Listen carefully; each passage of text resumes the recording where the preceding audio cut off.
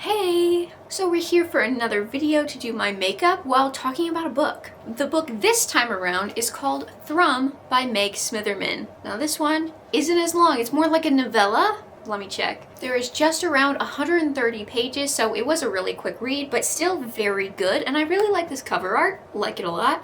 And so because the cover has like reds, oranges kind of in the background, I'm gonna do an eyeshadow look today that's more like peachy, like light orangey, kind of something like this. But I didn't want to go full on red because the cover isn't full on red. So we're gonna do more in the orangey color palette. But it will be a simpler look because I should be talking less as compared to my other videos since the book is approximately this thick. So we gotta keep in tune with how much I can say and how fast I can go with my makeup. But I already have my hair up, and this time around I think I'm gonna do eyeliner. Everything that I do throughout this video is just how I personally do my makeup. And how I apply my eyeliner is I usually put tape on my face to be able to get the sharpness that I want in the eyeliner. Like they just go like right here, and then I put the eyeliner on and then I peel it off, and then the eyeliners look more like sisters rather than like distant cousins. It helps me out. And if you're wondering, oh, okay, so what kind of tape do you use? Like, is it a special face tape? What does that mean? No, it means it's Scotch tape. Listen, this is not a tutorial, this is just what I do.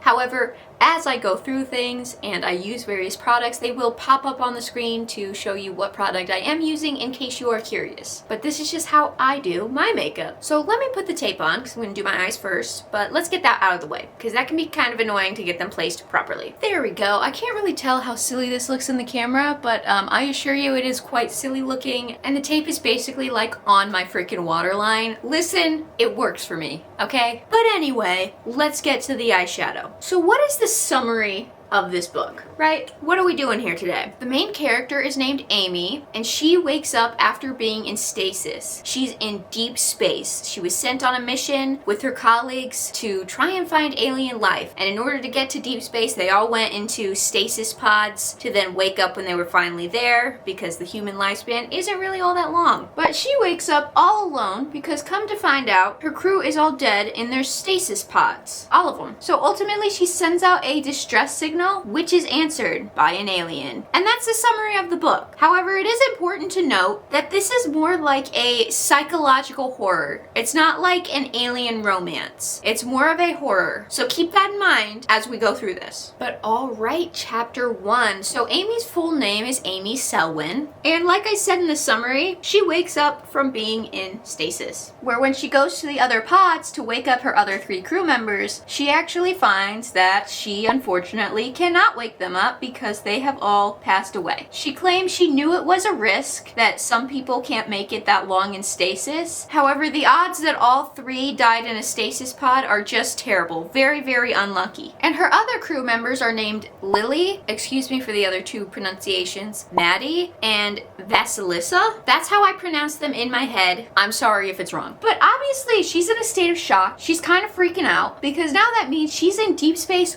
all alone. Now the ship she's on is named the Pioneer, and it's one of those ships where it can like communicate with the passengers, so she can directly speak and ask it a question, and it can respond within reason because it is just a ship and like a robot. But she comes to find that the Pioneer is on its last leg. It seems to be just drifting in deep space on its own, just hanging by a thread. And so she wants to know, hey, like what is wrong with the ship? What's going on? So the Pioneer lets her know that the comms array is broken, which that's just like the communication device. That is the thing that would allow her to send out a signal or any sort of communication to another ship or back to Earth or anything like that. And then the fuel is also critically low. So even if she got everything up and running, there is not enough fuel to make it back to Earth. Like that is just not happening. That ship has sailed.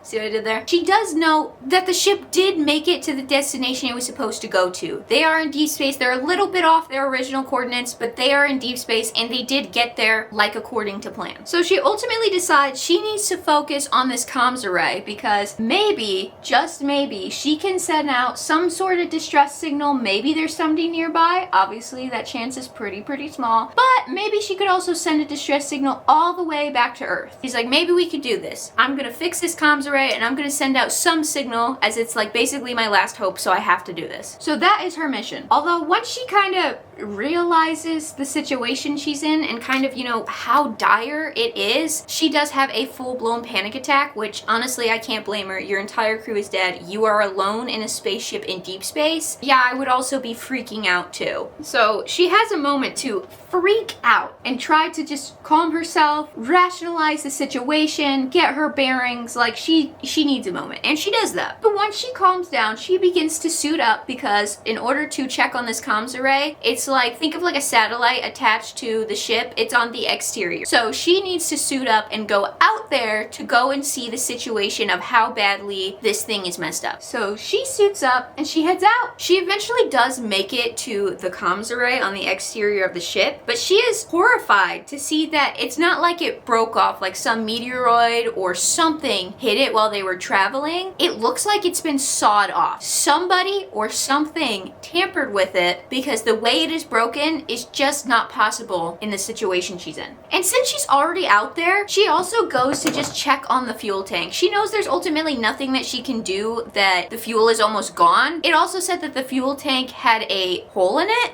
so she wanted to go see what did that entail. How bad is it messed up? So she goes to check that out. And there's a panel on the fuel tank that, again, she is quite horrified to realize that it didn't like break off or something hit it, again, like a meteoroid or something. An entire panel on the fuel tank has been removed, perfectly removed, a single panel. Again, meaning that someone or something did this. So she's now freaking out again, but for different reasons. She's almost having those different movie scenarios in her head of like, oh my god, there is this alien being on the ship now that could come get me, or maybe not. She tries to rationalize and think of every possible scenario. However, she knows someone or something did this. However, on the bright side, she was able to kind of fix the comms array enough that she is able to send out a short distance signal. Now that means she's not going to be able to send a signal all the way back to Earth. Earth's not going to hear anything. They are way too far away. But she can send a distress signal out in a short distance,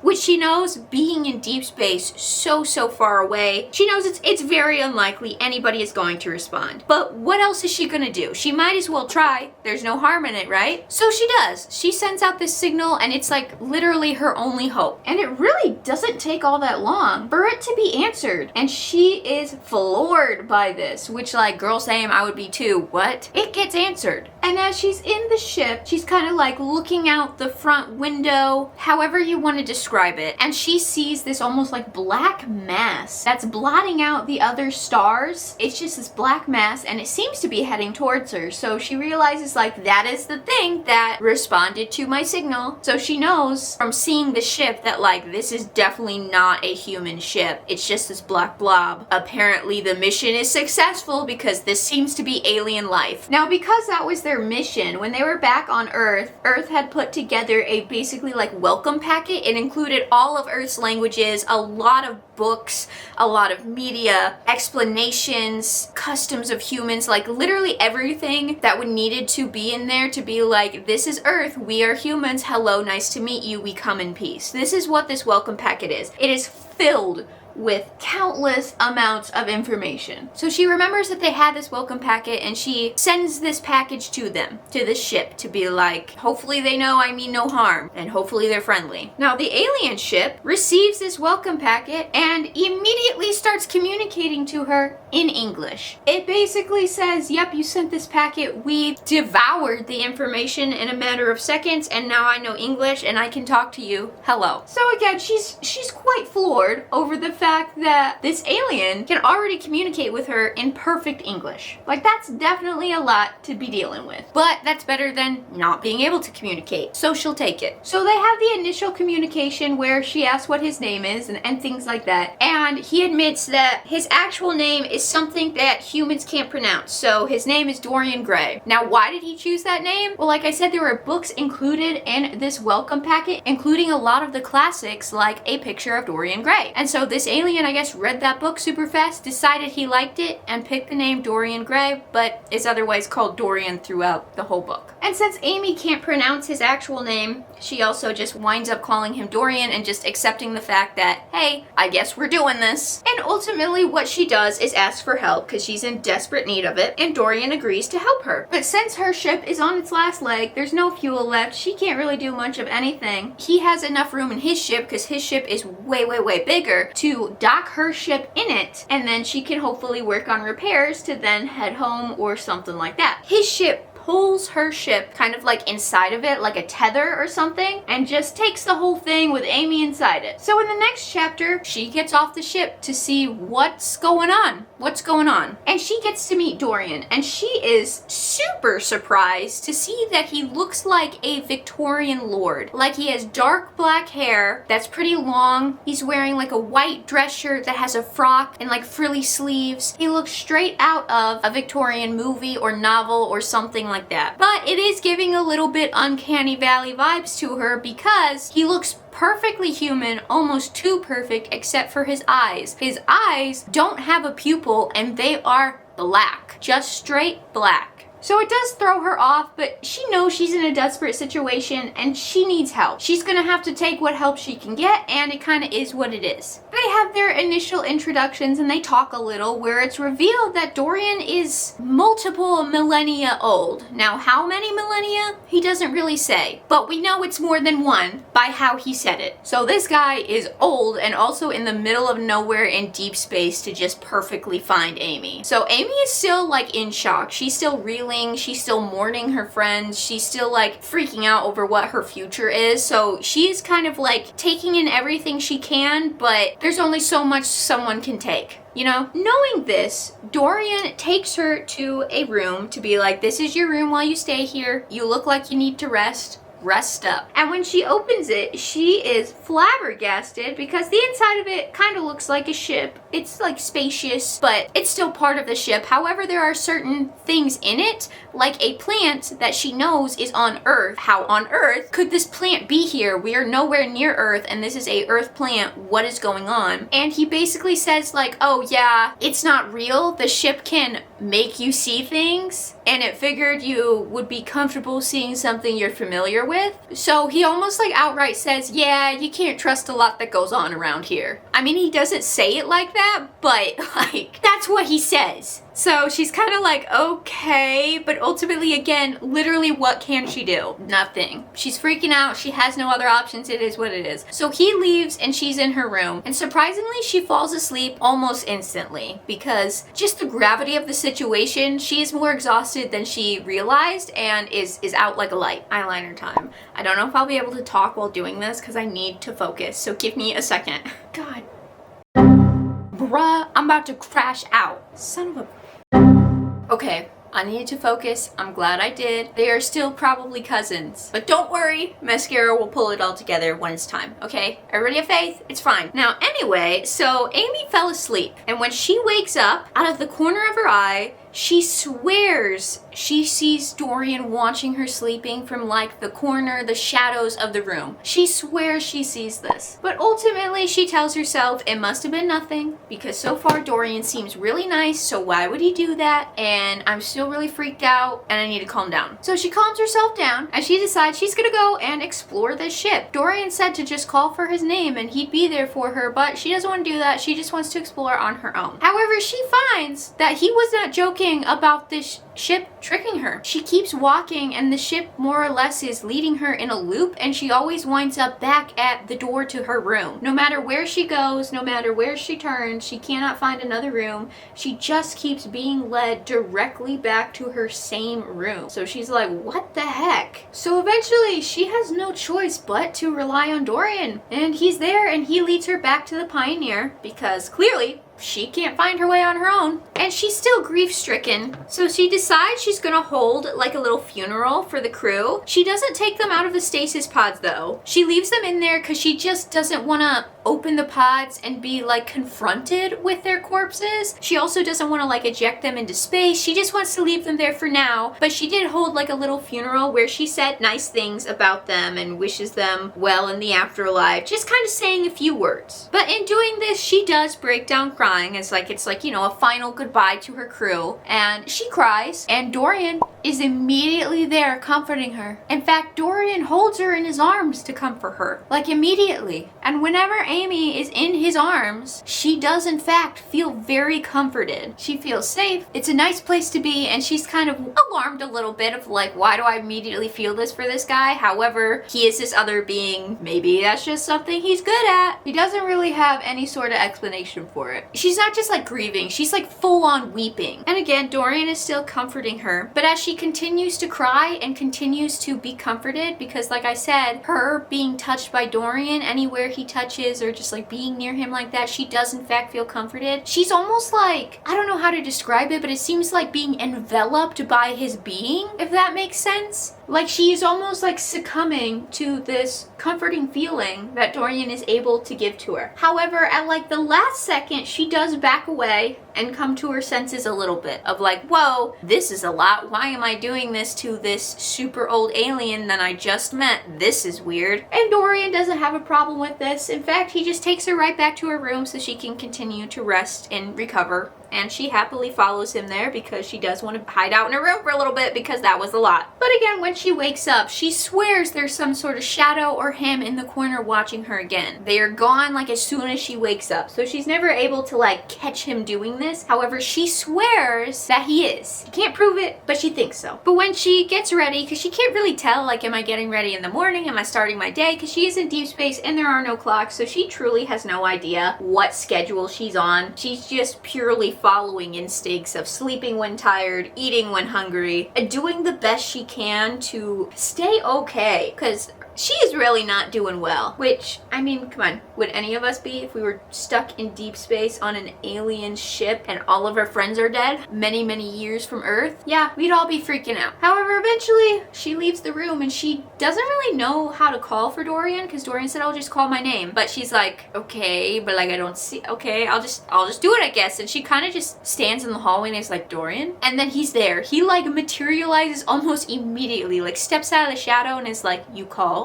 Like as soon as she says it, which obviously the speed of him doing this freaks her out a little bit, like, dang, whoa. Again, she's like, well, he is an alien and I'm on his ship, I don't know, I guess it's fine. She tells him that she wants to fix this comms array so she can send out a distress signal, but like to Earth. She wants to be able to do long distance communication, and Dorian agrees to help her. And by agreeing to help her, he means like he will try to find the tools that she is seeking somewhere on the ship for her so he can help her out with that. Also, I guess I never really said this, but this ship, it just seems to have Dorian on it. Like she asks him, hey, this ship is huge and I only see you. Are you the only one on here? And he says yes, like this is just his ship. And so it really is just him and Amy. But he does agree that he will try to scrounge up the necessary tools to fix this ship for her. And she is pleased by this because he really didn't have to help her. Because in her head, she's like, yeah, he did not have to help me. He could have just left me there in deep space, but he did. And that's very nice. So that's awesome that he's even agreeing to help me fix my ship and not just take me in. And she kind of starts like working on the comms array, but again, she's not doing super well mentally, so she kind of gets to a point where she's like, okay, I'm done, I'm not fixing this, I'm done. And she ultimately, I guess, takes a break. And she realizes she needs food. She had like some supplement bar things that were on the ship that she's been eating, but she doesn't have that many left, and she's hungry.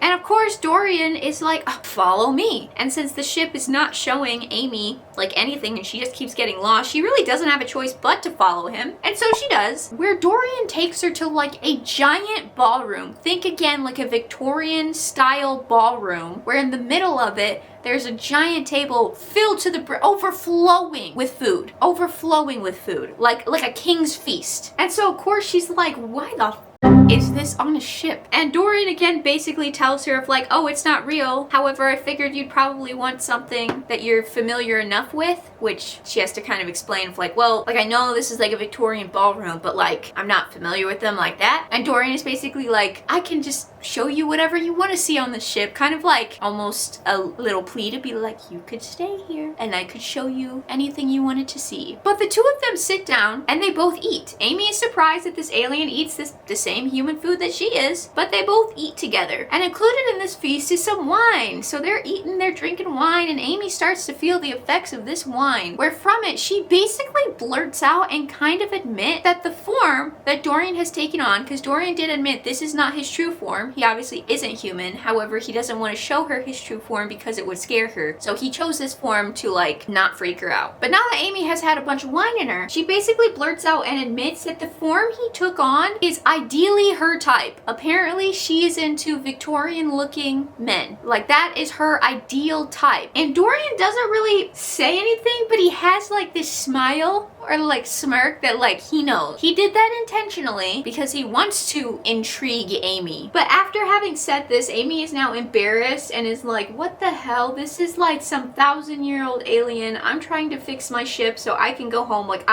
okay, dinner's done. I'm done. So now the next day, she wakes up and she decides she's gonna conduct some experiments to figure out how this loop works. Cause like I said, unless Dorian is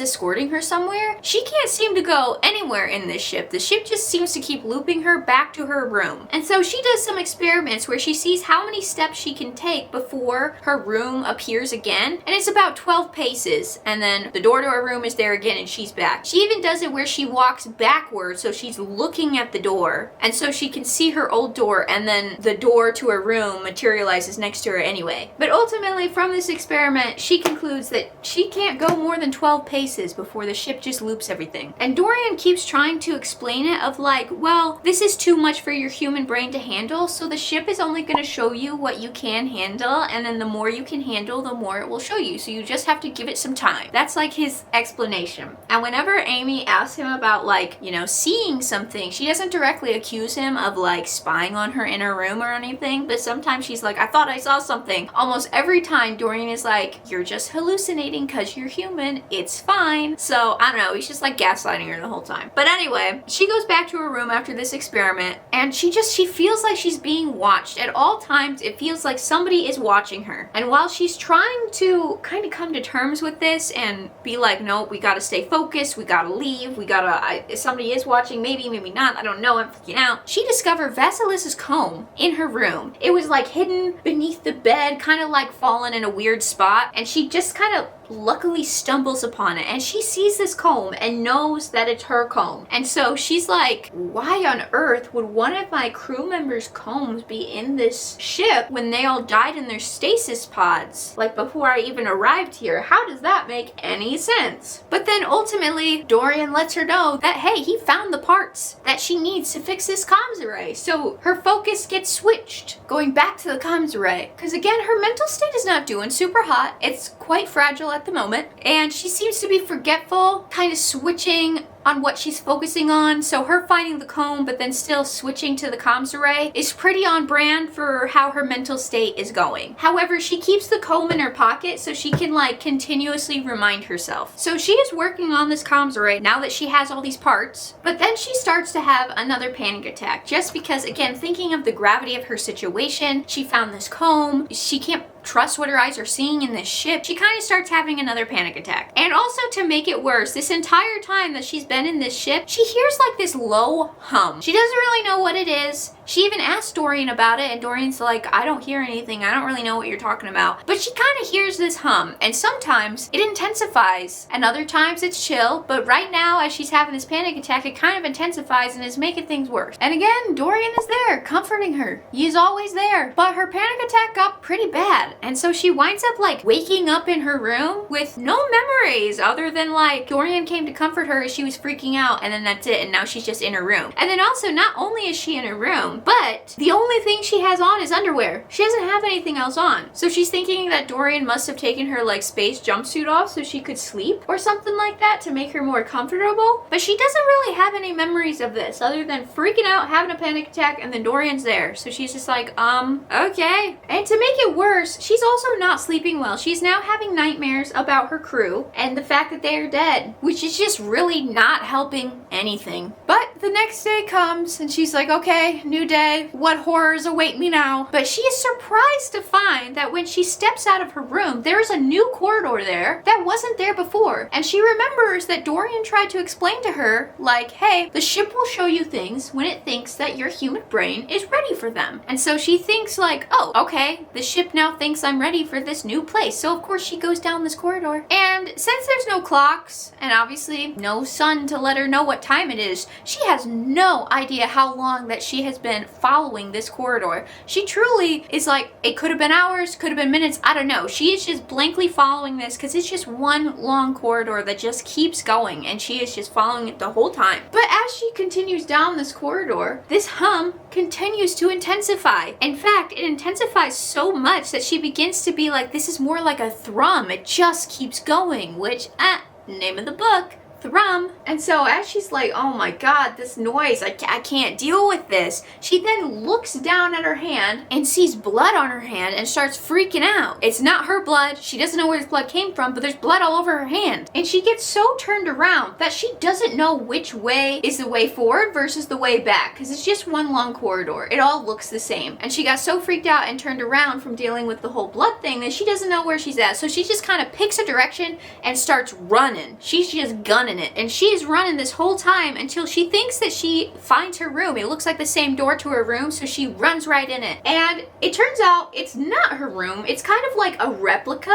of her room, just like think of it as another guest room. But in this room, she finds a pencil that belongs to another one of her crew members, Maddie. And the reason she knows that it's his pencil is because he always had a habit of like chewing on the end, and it has his bite marks all over it. She knows for sure this is his pencil. So now she's found 2 items for her crew members. And she's freaking out because now she remembers the comb. And then also at this point, she has looked at her hand again and there is no blood. So she's like, okay, so that was just a really intense hallucination. Why am I hallucinating about blood being on me? But she kind of now has a little bit bigger fish to fry because she found this pencil and she wants to know what happened with her crew members. So she calls out for Dorian. And without fail, Dorian is there. Dorian is always there, and he comforts her again. He seems to always just want to comfort her. So once Dorian kind of learns of like why she was freaking out, what's going on, he kind of just says something along the lines of like, I can't control it, which is like his way of excusing what the ship is doing, because technically from Amy's understanding is that the ship decided to show her these things for some reason, and Dorian just has no way of controlling that. So he's just like, I can't control it. The ship just does things, which is like, what kind of explanation is that? And he's also saying this in like the midst of her freaking out. But this time she's freaking out like so bad. Like this is like the worst panic attack of all of them so far. But like I said, anytime that Dorian is comforting her, he is near her, he is touching her, she does in fact find comfort in that. And so out of sheer desperation, she wants to feel more comforted because she is freaking out so bad that she just kisses him. She kisses him and can't get enough of it, and Dorian is also into it to a point where they do some things. And Dorian says something along the lines of, I've waited so long for you, which is like, what does that mean? But Amy is in the midst of freaking out so bad that she like doesn't clock what he's saying and is just like, come here, I need you right now. Give me comfort. Now the scene doesn't go into explicit detail other than like, we know that they did something together. Like we know that they probably had some fun, but there is no like explicit scene. And in fact, she doesn't really remember much after that. She then wakes up and she's like, yeah, I know I did that, but like what happened after that? I don't know. She doesn't remember. She doesn't remember a lot these days. But then again, she's like, no, I have to work on this comms array. I have to fix this. Stay focused. But when she goes to her ship again, she finds that the entirety of like the comms array satellite thing is completely missing. Like it's just not there to work on at all. And obviously she's like, what the hell? And is kind of freaking out again. And during the midst of this, she sees a a vision of Lily, one of her crew members. She sees a vision of her dead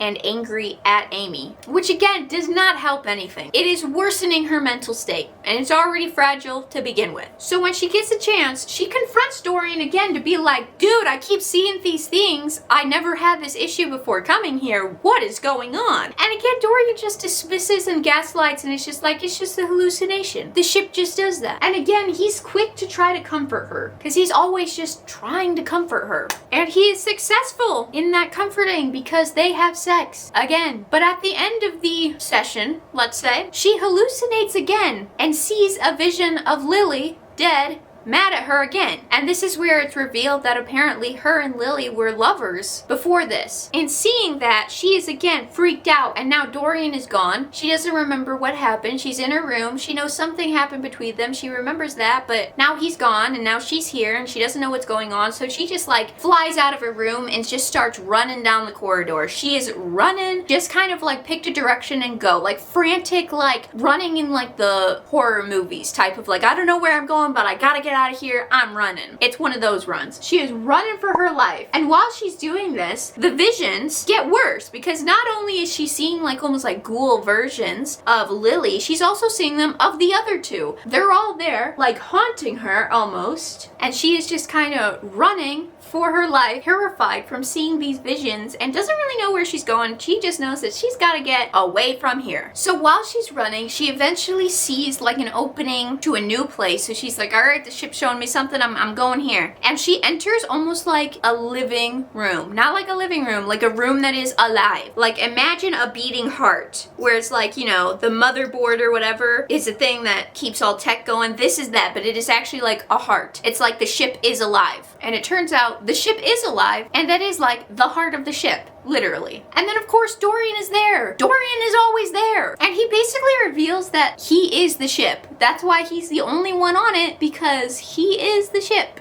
The ship is alive and it is him. They're one and the same. However, when talking with Amy, he accidentally slips up and says we in a sentence. And Amy is like, what do you mean we? You said you're the only one here. And that's where he reveals like, yes, he is the ship, but technically there are a lot of them because it's like a hive mind. There are many things making up this ship, but they're all like one thing, and the ship is one thing. And Dorian is basically just like the representative of the hive mind in a human form to be able to communicate with Amy. He's just like the representative, but there's a bunch of them, but also just one, because it's a hive mind. Am I making sense? However, in revealing all of this, Dorian is still so very adamant that he didn't mean to hurt her. He doesn't want to cause her any harm, and he's kind of been saying that this whole time, like he doesn't know why the ship is doing the things it's doing even though he is the ship, but I guess if he's just a representative, then like he doesn't know why the ship is doing it because he's just part of the hive mind. I don't know. But he's very adamant he doesn't want any harm brought to her. He wants to keep her safe. He wants to protect her. She is safe, and he is sorry for any harm that has already been caused. But obviously, Amy does not take this information very well. She freaks out about this. And it's very clear that like, how sorry can he be? Because it's very clear that Amy is suffering. Her mental state is not in a great spot. And like, clearly he read this welcome packet. So like, he should know that humans don't act like that on the norm. That is not healthy for us. So upon hearing all of this, Amy then just decides she is leaving. It does not matter that she doesn't have enough fuel to make it back home to Earth. She'll die in her ship. She is getting off this ship and she is leaving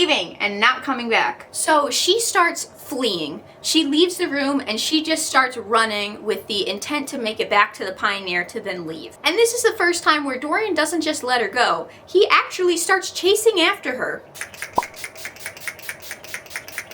But Amy is freaking out so bad that her speed is golden. She is running faster than Dorian because she is maxed freaked out. And as she's running, Dorian is trying to like still communicate with her while chasing after her. And he's like, you can't leave, but she's running anyway. She's like, the hell I can't, I'm leaving. And as she's running, she starts seeing other like visions, not hallucinations. These are different. These are more like visions of past memories that she didn't remember before, but now she's seeing. And these memories are of her being there before but with her crew. She remembers having a conversation with one of them where they're there and they're talking about meeting Dorian, and one of them says to Amy that this Dorian guy seems to be taking a liking to her and something about Amy is changing in return. And then the memory fades and that's it. And in fact, she does make it to the Pioneer before Dorian can catch up to her and stop her. She makes it on there and she starts to leave. And as she's leaving, Dorian kind of makes it to that area, but it's too late to stop her. But like, she can hear him say something along the lines of, no matter how many times you try to go, you always come back. And a mix of her experiencing this, Dorian saying that, her freaking out and making this escape, her memories start to come back. And originally, all four of them were on this spaceship trying to succeed in their mission of finding alien life. But Dorian did take a liking to Amy,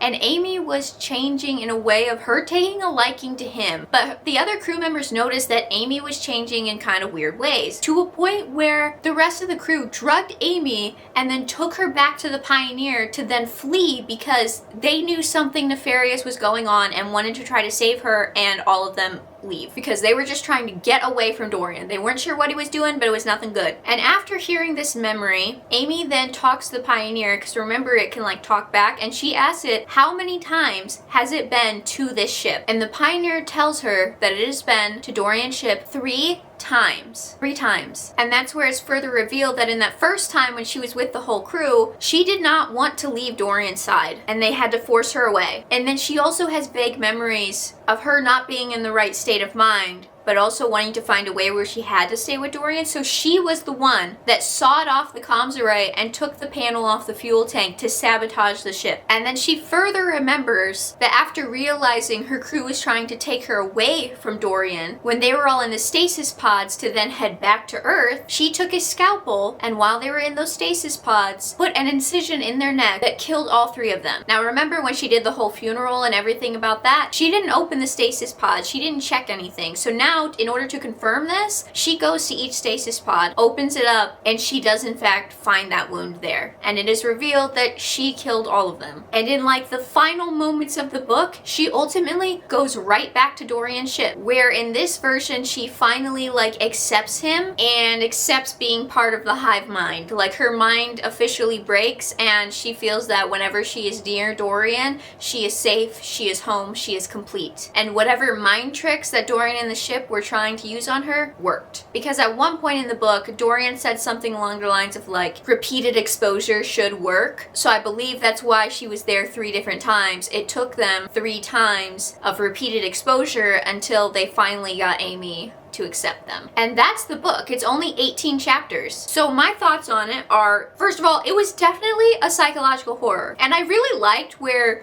you couldn't honestly tell if Dorian was the bad guy or not, because all of his interactions with Amy seemed very nice. He never did anything that she didn't want to do. However, at the same time, it's clear that it was all in an effort to like make her part of this hive mind. So obviously he is bad.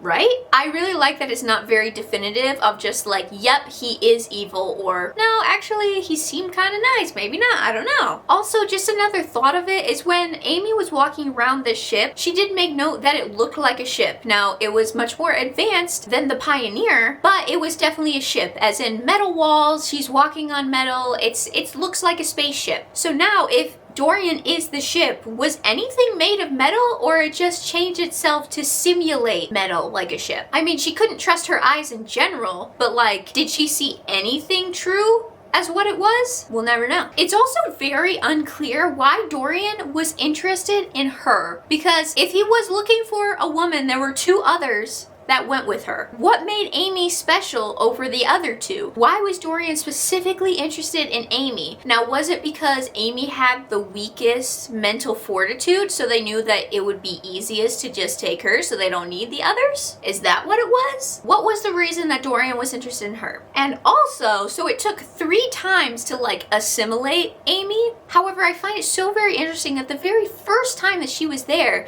she seemed to have fallen for all of Dorian's traps and was like head over heels for him that first time around. And yet this third time, she couldn't trust anything, was freaking out all the time, wanted to find comfort in Dorian, but ultimately didn't trust him. So it's like, how were they basically successful the first time around, and yet Amy was so distrusting in the third time? Was it just because her subconscious knew that Dorian had made her kill her crew or do some other things that she didn't remember? Was it all just like a subconscious thing? Or what changed in between that? I'm also still so curious on why Dorian was interested in her. And I don't mean like I already said in her over the other crew members, but why were they interested in like keeping a human in general? Why were they adamant that they wanted one? But overall, a very good book and a quick read. I was able to read it in one sitting, one night, and that was it. But it was definitely worth it. I really like the cover on it, like I said earlier, so I'm glad I actually purchased it and I have it to put on a shelf. And here is also the final look. I think it turned out pretty good. Not my best work, not my worst. There you go. But have you read the book? If you have, what were your thoughts on it? If not, does this interest you? What do you think of psychological horrors in general? For a split second deep within me, I kind of wanted a moment of like, no, Dorian is a good guy and they do live happily ever after, but like I had to remind myself of, no, it's a psychological horror. It's not a romance. We're not getting that, and that's fine. But I want to know your thoughts. This was definitely good enough that I would read some more of Meg Smitherman's other works, because I haven't read anything else she's done. I've only read this one. So if you've read any of her other stuff, what did you think? But otherwise, thank you so much for watching. I really appreciate any and all views. You all mean the world to me. But yeah, see you in the next one.